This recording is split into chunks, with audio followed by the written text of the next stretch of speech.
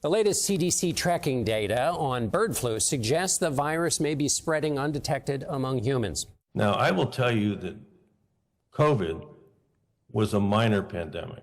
People say it's the biggest pandemic we had in 100 years. It's a minor pandemic. It had probably less than 0.5% mortality, and then only in certain patient populations, those over 60, over 65.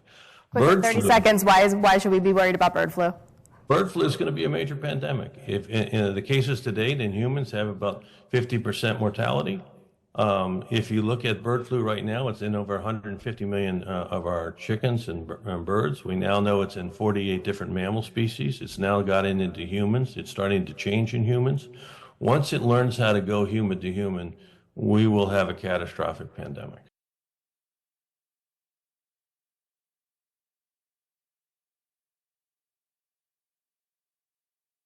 We will have a catastrophic pandemic. We also learned this weekend that the number of hospitalizations is up to 4. That doesn't seem like much, and it isn't, but the worry is if the virus is left unchecked, a more substantial health crisis could be looming. Regular human flu during winter flu season. And so a person could get infected with both the human flu and the bird flu at the same time, especially if, say, they're a farm worker or someone else who comes into close contact with infected animals.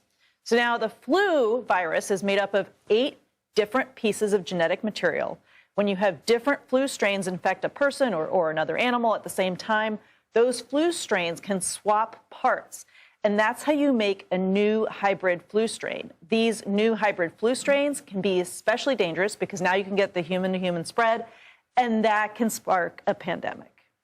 Putting it's a horror movie. I mean, that is terrifying. It's Frankenstein, right? The U.S. Department of Agriculture has issued conditional approval for a bird flu vaccine for use in chickens. The vaccine from manufacturer Zoetis is one of multiple targeting bird flu in poultry.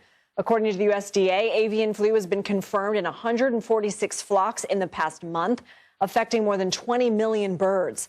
34 million egg-laying hens have been culled since December. Not all those birds necessarily tested positive for avian flu, but were members of a flock where a case was confirmed. Among humans, there have been at least 68 confirmed cases of bird flu last year, according to the CDC. One person has died from the disease. Over the weekend, Ohio's health department reported the 4th case of a person being hospitalized for bird flu. Be a cancer breakthrough, a new vaccine that appears to drastically reduce the chances of one of the most aggressive and deadly forms of the disease returning after surgery. Stephanie Ramos is here with the details. Stephanie, this is a big one. Good morning. It really is. Good morning, Michael. Good morning, everyone. This vaccine is in the early testing stages, but it could be a game changer. This new personalized mRNA vaccine is showing promise in the fight against one of the deadliest cancers, pancreatic cancer. A small preliminary study published in Nature tested the vaccine on 16 patients after surgery. Half had a strong immune response, and most of them remained cancer-free for more than 3 years. Far longer than those who didn't have a response.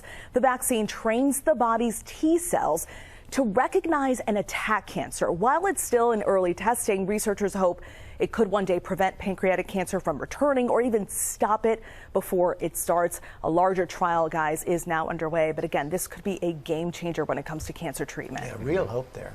Yeah.